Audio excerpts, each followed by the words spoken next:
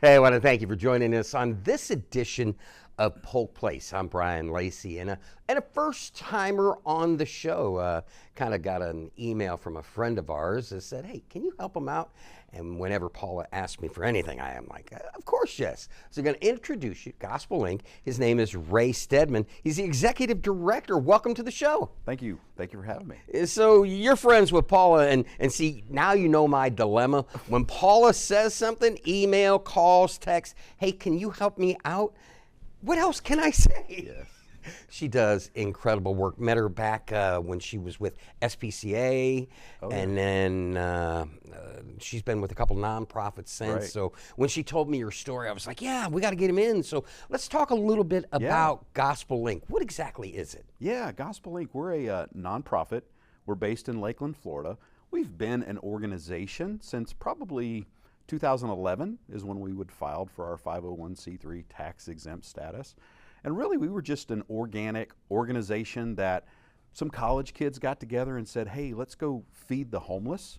They were Southeastern students, and literally Friday night they'd load up their barbecue grill and go to Publix and buy some hamburger meat and buns and cheese and go make hamburgers for the homeless. And really the goal was to create relationship with those folks living on the street. And so as time went on, really didn't see any sustainable traction that they could gain from helping the folks, but they had relationship.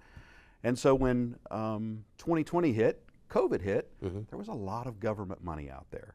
And there was a lot of government money that was trying to solve housing issues. And so there was a property that came up for sale at the corner of East Lemon and Lake Parker and Lakeland, and there was enough grant money that allowed the organization to purchase that property.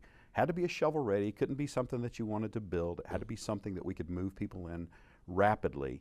And so they were able to take that funding and purchase that property, rehabilitate many of the units at the time, and start to move homeless people in that they had had relationship with, start to move them off the street into this community that provided permanent housing, provided gardening, provided dignified work opportunities for those that didn't have income or a way to pay rent, and allowed these individuals to start to heal from all the trauma and drama and time being on the street. Ray, I want you to talk a little bit. I love the word relationship. You developed a relationship, you cultivated that relationship, and then you're building up. Talk about the importance of hearing the story, because so many of our homeless within the community have a story and they feel like nobody cares. But if you're listening, you care. The challenging thing is society, we put homeless people in a bucket. And they, just like you said, they each have their own unique individual story. And the way that they heal from their past traumas and dramas is by talking about that. And sometimes they are a little bit isolated, they're secluded because they get judged often if they share too much of their story. So they hide their story, sometimes they'll twist their story. So the only way to get to the root is through trust. And that comes over time, that comes through intentionality and sitting with a person, being present, listening to what they're saying, what they're not saying, not judging, not correcting, not saying, oh, you shouldn't have done that, oh, you should have done this. It's just sitting, being present, and listening as this person talks. And so as you start to hear the stories, there's a lot of commonality between person one and person two and person three, but they each have their own unique set of challenges that have led them to this place of not having a home, living perpetually on the streets or in a shelter or in their car is what we're starting to see a lot of recently. And some of it, I will say, over the years has transitioned. If you go back 20 years, you see a lot of behavioral health issues. You see mental health, you see substance abuse or addiction. Those kind of issues were prevalent, 20 years ago. Now you're starting to see economics become more of a factor, not just in the situational or what we call episodic homelessness, but in the chronic homelessness, those that are over a year. You start to see where economics are now a factor in that situation. So you have this mix of mental health, you have this mix of substance abuse, you have economics, and all of those things tell a story of the person sitting in front of you. And so our goal is to develop relationships so we can build that trust to not just hear the story, but also accept them, no matter what the story is, and then allow them to experience that healing through this community approach that we have at Gospel Village. Let's talk about the village itself. 48 units. Yeah. What exactly, how is it going to work? Will it be permanent? Is it temporary? Tell me a little bit about it, and talk a little bit about, you said rehabbing the building, but you're also, for lack of better words, rehabbing the individuals and giving them that second chance to build not only the building, but build their lives. Amen. Yeah, that's a great analogy. The first component of the village had about 35 units. Now we're adding these 48 units. And so these units are single occupancy. So you're not sharing a room with anyone. They have handicap accessible bathrooms. They have a private bedroom. They have a kitchenette and a living area. They're about 400 square feet. And so they're 48 units that are designed for minimalistic living. And so when an individual comes in, they have a closet where they can keep their clothes. They have hot water where they can take a shower. They have a door they can lock at night, which is, when you're living on the street, one of the biggest problems you have is your stuff constantly gets stolen. You may have something that you acquired that has some value to you. One of the challenges that you face is that somebody else sees that as valuable. They're going to try to steal it from you while you're sleeping. And so these units, 48 in total, it's 2 buildings, it's garden-style apartments, are being built on our campus right next to the original Gospel Village, which is a small RV and trailer park. And now we have these apartments, which are really the first phase of a 3-phase approach. We'd like to one day have 120 units on that same property to be able to help the homeless. And when we talk about the homeless, we're specifically serving the chronically homeless. And so this is not like a shelter or a program. In that, you see a lot of programs. If I were to mention Lighthouse, they have a 9-month program, 7-month program. Talbot House has some programs that you can go through and get some life skills and job training, soft skill development.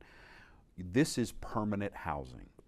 So once you move into our community, you are a member of our community. We have 2 rules. They're pretty easy to follow. You must contribute. So you must pay your rent, and that rent is based on a sliding scale based on income. So it's low income housing under the affordability guidelines that are set forth by HUD. And then that's rule number 1. So if you don't have income, you must contribute through effort. And that means that you're contributing with your work. 10 hours a week. If you'll give us 10 hours a week, your rent will be covered, and then you'll get a little bit of that back in a small paycheck. That's rule number 1. And number 2 is, Brian, you can't be a jerk. And so we've got rules around that. Yeah, exactly. Yes, policies, all of those things. And so we have a pretty high retention rate, about a 98% retention rate.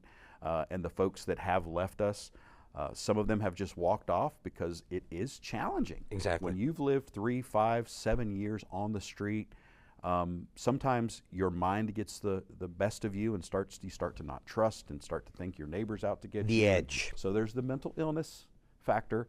And so we have had 2 or 3 folks that have walked off property, and we've had folks who unfortunately have passed away. And that is one of the other issues with the folks that we serve, because the medical conditions of the folks we serve, when you're on the street, you're not addressing those issues. Now you come into housing, you've got medical care, we're scheduling you for doctor's appointments, all that adrenaline starts to subside, and you start to realize, wait, I've got some real issues going on here. So we've had a few folks, probably, I think at this time we've had 4 individuals who have come in to our community who have passed away, and we've had memorials for them, and that was over the last 3 years since I've been there. Being a nonprofit, I want you to talk about some of the challenges that you face, and are there community partners that have helped you along the way, and are there opportunities for others to help you help others? Yeah, community partners are huge. I don't think any nonprofit operates in a silo. I think we all need each other. We know what our expertise is. We know what our expertise is not. Your previous guest, Peace River Center, we work with them. Sometimes we'll have folks that we need to get into the crisis stabilization unit. Tri-County, we work with them. Polk for Recovery, we work with them. Their folks are on our campus holding meetings for our residents on a weekly basis. Several church partners. We have LVIM that we use on a constant Another great basis. partner. Yes. Polk Health for the insurance. You know, we voted Polk on Health that. Yep. So all of our residents, if they don't have traditional health insurance or through Medicare, Medicaid, they get on Polk Health. And so all of these community partners come together to help the residents individually, but we also have groups that will come out and volunteer, whether it's a high school group, whether it's a Chamber of Commerce group, subgroup of the Chamber of Commerce, or whether it's a church group, whatever it is, they will come out and volunteer their time to take care of the property, help cook meals with the residents. And one of the most impactful opportunities for folks who are outside the organization to come in is an element of our community we believe helps people heal is having a meal together. You know, I can judge you, I can talk about you, but when I have to sit down and eat with you, I have to hear you, and we have to get to know each other and connect. And it's face to face. It's face to face. I get to hear some of your struggles, some of your challenges, and I start to realize you're more human than maybe I believe you to be when we're just arguing back and forth or whatever that might be, when I judge you. And so when I can invite community members from the outside, every Thursday night we have a community meal where all the residents come together. We invite an organization from the outside to prepare that meal. They can do that through their own cooking abilities. They can do that through catering.